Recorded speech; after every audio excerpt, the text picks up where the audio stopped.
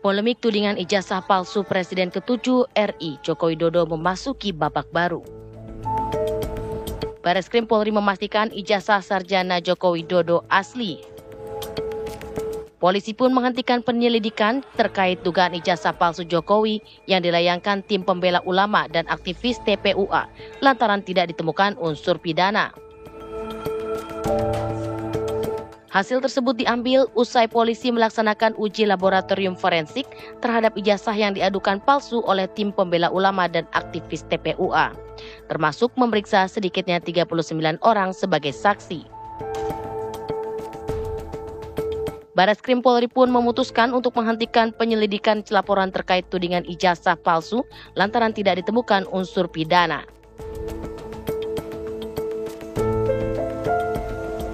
Sebelumnya Presiden ke-7 Joko Widodo mengaku sedih dengan proses hukum yang berjalan. Namun menurut Jokowi, tuduhan ijazah palsu sudah keterlaluan saat memenuhi panggilan Bareskrim Polri Selasa 20 Mei 2025 lalu. Tim TV One mengabarkan.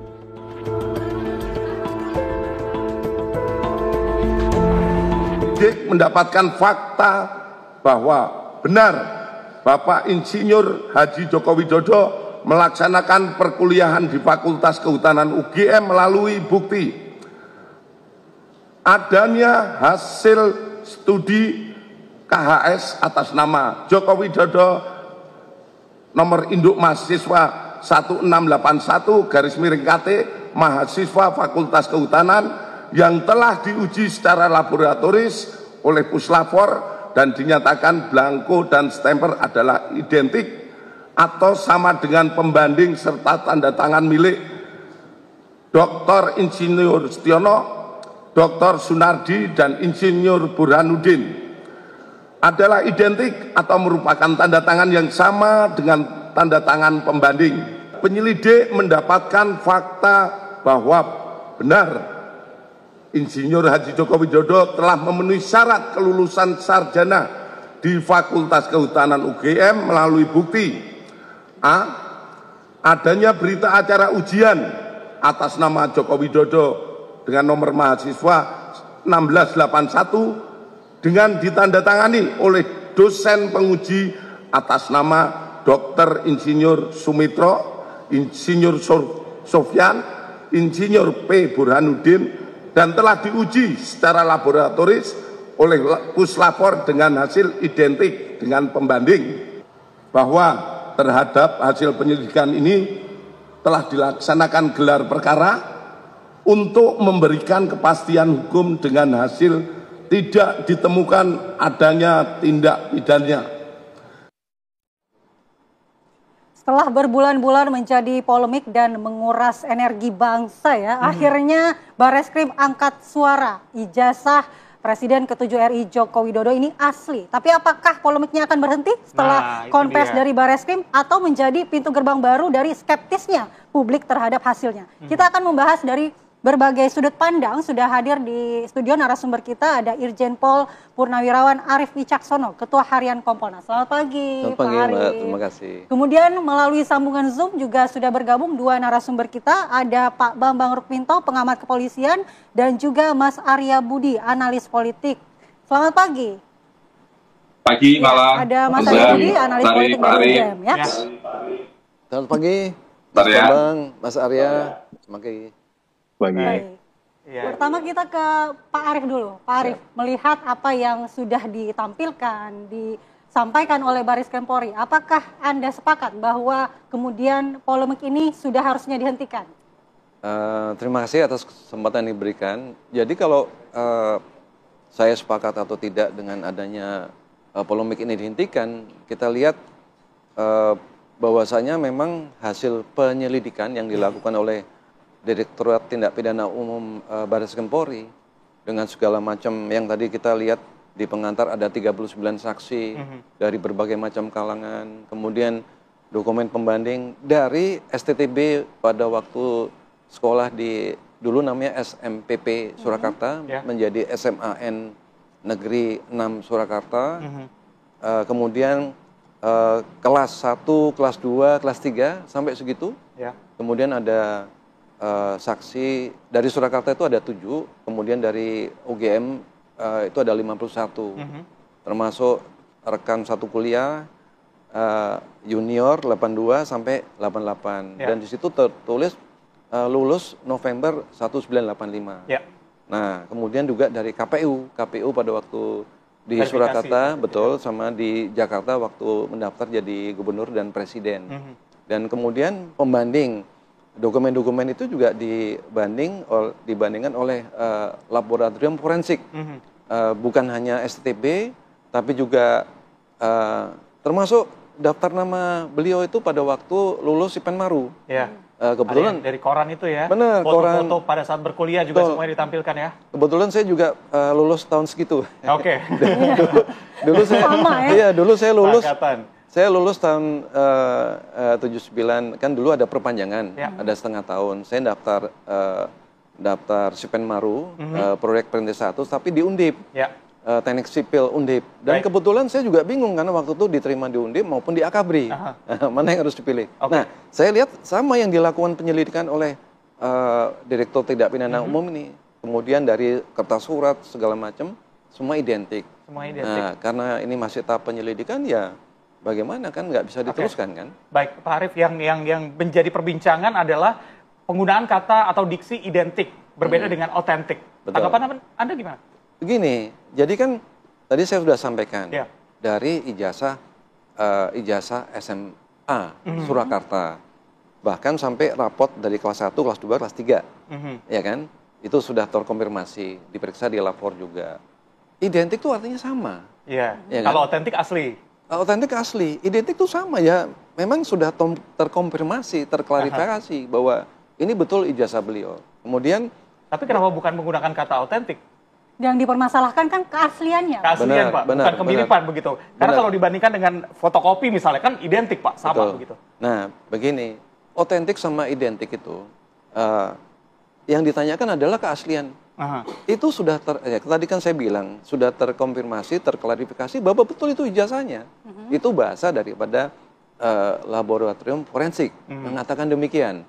Jadi otentik sama identik, wah kita mesti periksa juga, kita bisa keterangan juga sama ahli bahasa. Baik, ya kan? Baik. Saya mau ke Pak Bambang. Pak Bambang, bagaimana Anda memaknai arti identik dari ijazah Jokowi ini dengan sejumlah alumni UGM lainnya? Apakah ini sudah cukup menjadi alasan bahwa itu asli?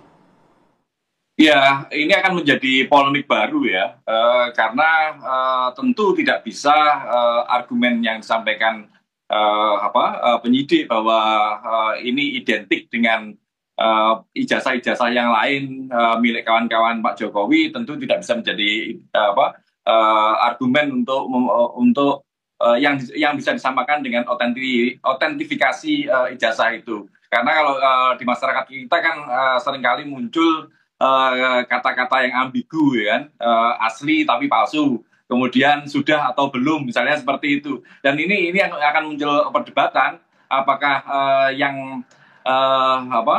apakah yang identik ini pasti yang otentik. Karena yang identik tentu belum tentu adalah yang otentik. Dan ini menjadi problem tentang otentifikasi ijazah ini, karena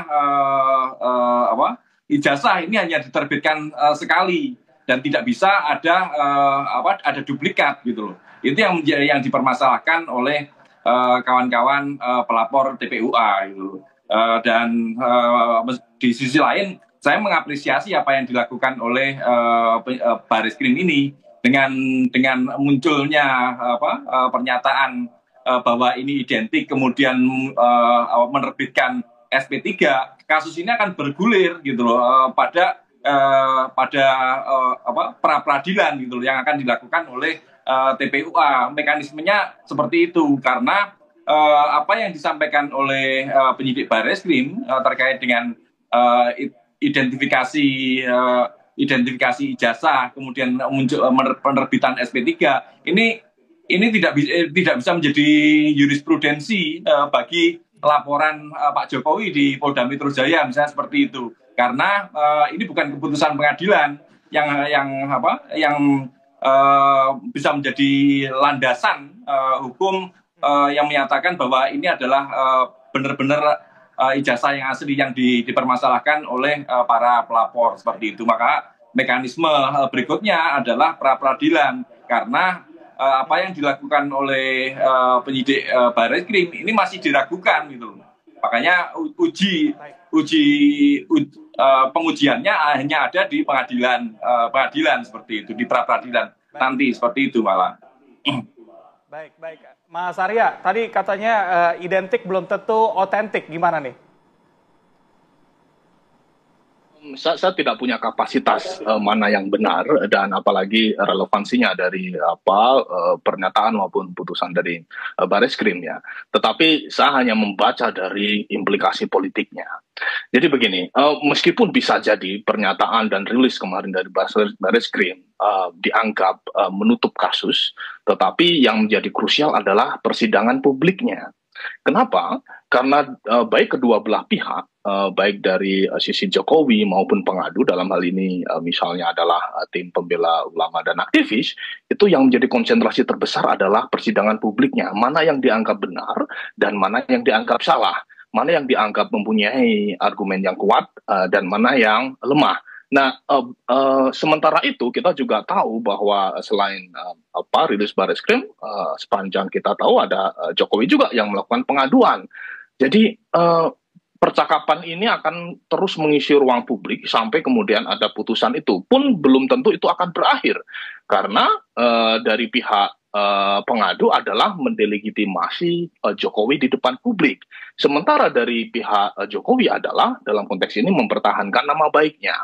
Nah, karena konsekuensi politiknya, konsekuensi implikasi legalnya sebenarnya tidak signifikan karena tidak membatalkan Jokowi menjadi presiden karena presiden syaratnya adalah lulusan SMA. Tetapi lebih kepada implikasi di opini publiknya. Nah, jika kita berbicara opini publik, ada salah satu ilmuwan terkenal namanya John Zeller yang dia mengungkapkan teori soal reception resistant axiom. Jadi publik akan menerima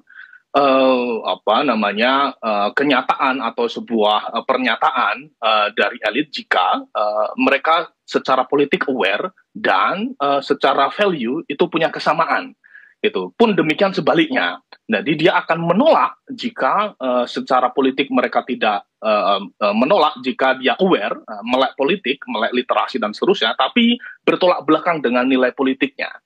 Nah, karena yang saya ungkapkan tadi adalah ini lebih pada persidangan publik. Nah, kita harus membaca bagaimana kekuatan dari kedua belah pihak ya, baik yang mempermasalahkan ijazah Jokowi maupun pihak Jokowi. Nah, Jokowi sebagai mantan presiden kebetulan adalah salah satu presiden yang dalam tanda petik lulus ya dengan tingkat kepuasan yang cukup lumayan ya di akhir kepemimpinannya ada sekitar 80% kepuasan publik. Nah, jika kita membaca angka ini dan kita membaca level dari pendukung Jokowi, tentu juga tidak sedikit, minimal lebih dari separuh populasi.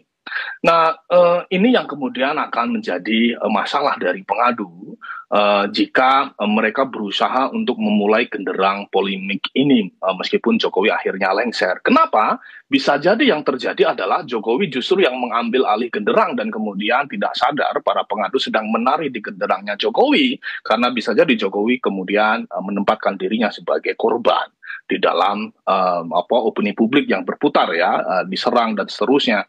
Nah, ini yang kemudian akan memberikan implikasi insentif bagi Jokowi dan disinsentif bagi kelompok pengadu. Karena kita tahu Jokowi sebagai politisi praktis dia tidak mempunyai instrumen apapun untuk turun ke masyarakat, misalnya seperti ketika menjabat presiden 10 tahun, gubernur, wali kota dan seterusnya. Karir politiknya dibangun melalui jabatan publik di eksekutif. Nah, satu-satunya cara untuk memutar profil Jokowi adalah bisa jadi kasus ini yang dia gunakan, apalagi tindakan atau keputusan Jokowi untuk melaporkan. Ini kan akhirnya tidak berhenti di rilis dari Barreskrim kemarin, apalagi ada beberapa isu penting terkait dengan posisi Jokowi di beberapa institusi politik, ya di partai politik misalnya masuk di bursa PSI, dan kemudian ada beberapa posisi politik lain yang ada di pemerintahan. Nah, saya pikir itu yang kemudian akan menjadi insentif Jokowi. Jadi pada satu sisi kelompok ini berusaha mendelegitimasi Jokowi, tapi pada sisi yang lain hati-hati Jokowi bisa menggunakan ini justru menjadi insentif bagi dirinya, karena menempatkan posisi sebagai misalnya korban politik dan seterusnya. Nah, itu yang kemudian harus dibaca dari baru dalam perspektif opini publik. Baik. Mas Arya, kita sudah dapat poinnya. Saya ke Pak Arief. Pak Arief tadi katanya ini tidak mungkin akan berhenti sampai di sini, masih akan panjang. Menurut Anda? Makasih Mas Esa. Jadi kalau saya boleh berpendapat ya. Jadi kebetulan saya kan di Komisi Kepolisian Nasional, background sebagai pakar kepolisian di situ. Dan saya juga pernah berdinas di Direktur Reserse Kriminal. Jadi yang begini-begini sebenarnya sudah sering kami lakukan. Dan saya pernah melakukan namanya ijazah palsu. Yang dilakukan oleh Pak Juwanani selaku Direktur Tindak Pidana Umum, saya memberikan apresiasi karena langkah cukup panjang dan detail. Jadi dalam hal ini kami tidak mencampuri urusan yang dibilang tadi masalah politik, ya itu boleh-boleh saja. Tetapi dari segi aturan mekanisme SOP yang dilaksanakan oleh Direktorat Reserse Kriminal atau Barreskrim Polri itu sudah benar, sudah berjalan semuanya. Sudah benar dan mau apa lagi, ya kan? Tetapi kita tetap memberikan, kan kita ini kan negara demokrasi dan kita negara yang berlandaskan hukum. Kita berikan kesempatan kepada masyarakat, monggo, ya kan? Masih ada mekanisme seperti tadi Pak Mas Bambang mengatakan ada pra-peradilan, ya kalau memang itu memungkinkan kenapa tidak gitu loh. Tetapi hasil daripada yang dilakukan langkah yang cukup panjang oleh Direktorat Tindak Pidana Umum yang dipimpin Pak Brigjen Juwanani ini sudah menurut pendapat kami sudah legitimate, ya kan? Sudah jadi begitu beliau sudah menemukan identik itu kan sama. Nah tadi masih dipermasalahan juga masalah kalau identik. Jadi kalau memang itu sudah sama, ya mau apa lagi? Ya penyelidikan dihentikan karena definisi penyelidikan itu adalah untuk mencari serangkaian kegiatan penyidik untuk mencari menemukan apakah perkara itu adalah tindak pidana, ya kan? Ternyata ini nggak ada. Jadi apa dimasalahkan? Jadi kalau memang ada mekanisme di beberapa laporan di kesatuan yang lain kayak di Sleman, Jogja, Polda Metro, Barreskrim maupun Jakarta Selatan, ya mau ngomong aja. Tapi ini hasil tidak bisa diabaikan begitu saja. Baik, masih